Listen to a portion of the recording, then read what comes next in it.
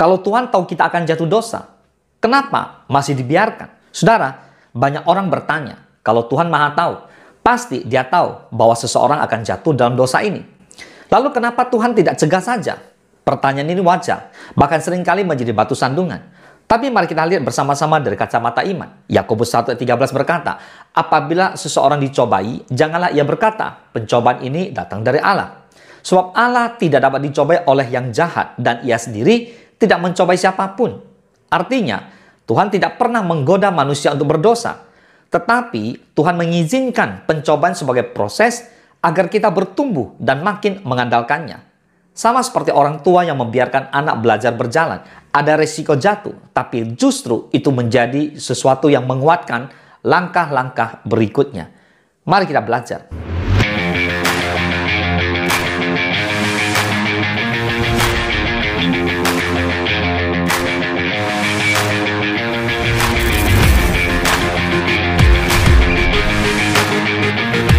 1 Korintus 13 berkata, pencobaan-pencobaan yang kamu alami ialah pencobaan-pencobaan biasa, yang tidak melebihi kekuatan manusia, sebab Allah setia.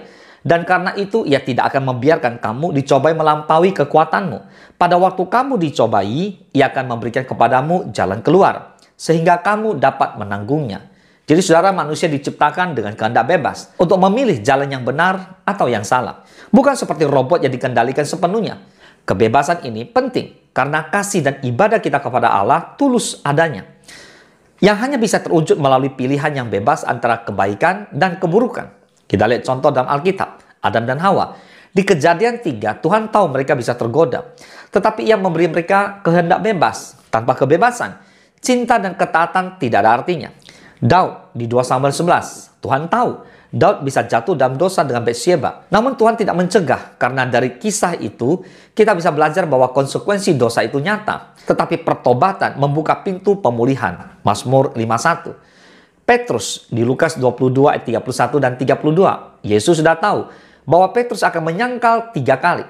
Tetapi Yesus berkata, aku telah berdoa untuk engkau, supaya imanmu jangan gugur. Artinya, Tuhan tidak selalu menghalangi kejatuhan kita, tapi Ia menopang agar kita kembali bangkit. Katakan amin. Lalu pertanyaannya muncul, mengapa Tuhan membiarkan kita menghadapi dosa? Ada beberapa alasan rohani. Yang pertama, untuk melatih kehendak bebas kita. Tuhan tidak menciptakan kita seperti robot. Sekali lagi, kita diberi pilihan untuk taat atau tidak, karena cinta sejati hanya lahir dari kebebasan. Yang kedua, agar kita menyadari kelemahan diri. Kejatuhan membuat kita sadar kita tidak bisa hidup benar dengan kekuatan sendiri. Ini membawa kita bersandar penuh pada kasih karunia Tuhan. Yang ketiga, supaya kita belajar taat dan setia. Sama seperti emas dimurnikan dengan api, iman kita dimurnikan lewat pencobaan. 1 Petrus 1 ayat 7. Yang keempat, sebagai pelajaran bagi orang lain. Kadang pengalaman jatuh dan bangkitnya kita menjadi kesaksian hidup yang bisa menolong orang lain yang sedang bergumul. Nah oke, sekarang kita akan lihat jalan keluar seperti apa yang Tuhan sediakan. Firman Tuhan jelas bahwa setiap pencobaan selalu ada jalan keluarnya. 1 Korintus 13 dikatakan pencobaan-pencobaan yang kamu alami ialah pencobaan-pencobaan biasa. Amin. Yang tidak melebihi kekuatan manusia. Sebab Allah setia. Dan karena itu Ia tidak akan membiarkan kamu dicobai melampaui kekuatanmu.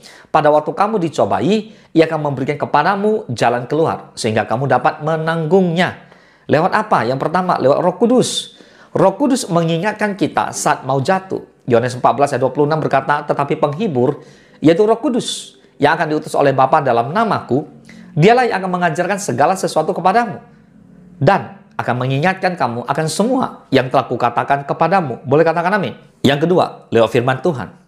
Setelah jalan keluar pertama lewat Roh Kudus, maka kita belajar yang kedua adalah lewat firman Tuhan.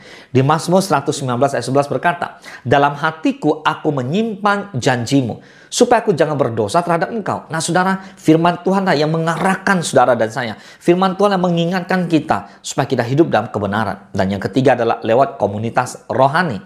Amsal 27:17, besi menajamkan besi, orang menajamkan sesamanya. Artinya, kita perlu saudara seiman untuk saling menegur, saling menopang, saling mengasihi, saling menguatkan, dan saling memberkati. Katakan amin. Nah, kemudian yang keempat adalah lewat yang namanya pertobatan. Nah, saudara, pertobatan ini penting. 1 Yohanes 1 ayat 9 dikatakan, jika kita mengaku dosa kita, maka ia adalah setia dan adil, sehingga ia akan mengampuni segala dosa kita dan menyucikan kita dari segala kejahatan. Jadi dari ayat ini, kita bisa tahu bahwa ketika kita jatuh, kasih karunia Tuhan masih tersedia bagi yang mau kembali. Maka bertobatlah dengan sungguh-sungguh dan jangan mengulangi lagi. Katakan amin. Nah, bagaimana dengan kehidupan kita sehari-hari sekarang? Contoh aja, ada seorang mahasiswa tahu bahwa ujian akan sulit. Guru atau dosen tidak akan menghapus ujian, tapi menyiapkan bahan pelajaran. Supaya apa, saudara? Supaya kita belajar dan nanti kita bisa lulus ujian. Demikian juga dengan Tuhan. Ia tidak selalu menghilangkan pencobaan, tapi memberi kita bahan berupa firman dan kuasa Roh Kudus. Orang tua tidak selalu mengangkat anaknya agar tidak jatuh dari sepeda. Anak dia biarkan untuk mencoba jatuh bangkit bersepeda, sehingga ia bisa mandiri, bisa naik sepeda. Demikian pula dengan iman kita. Jatuh bangun itu biasa, tapi kita belajar makin kuat. Amin. Nah, kita belajar lebih jauh tentang bagaimana aplikasi dalam hari-hari untuk jemaat yang dikasih oleh Tuhan. Yang pertama, mari saudara sadari bahwa Tuhan itu setia. Kalau kita jatuh, bukan karena Tuhan meninggalkan, tapi karena kita lepas dari pegangannya. Jadi yang salah bukan Tuhan, yang salah itu kita. Yang kedua, belajar waspada. Jangan sombong rohani, Bapak Ibu.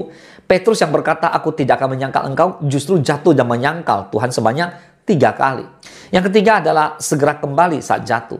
Jangan biarkan rasa bersalah membuat kita menjauh. Ingat, anak yang hilang, pintu rumah Bapa selalu terbuka. Dan yang keempat, gunakan kejatuhan sebagai batu loncatan.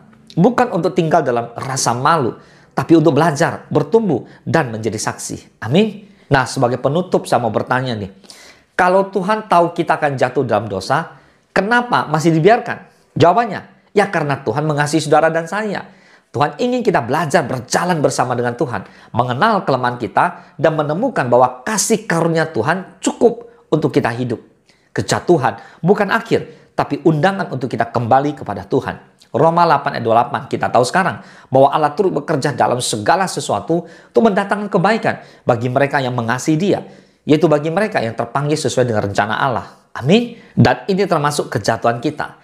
Bisa dipakai Tuhan untuk membentuk kita untuk menjadi lebih serupa dengan Kristus. Boleh katakan amin. Tuhan Yesus memberkati.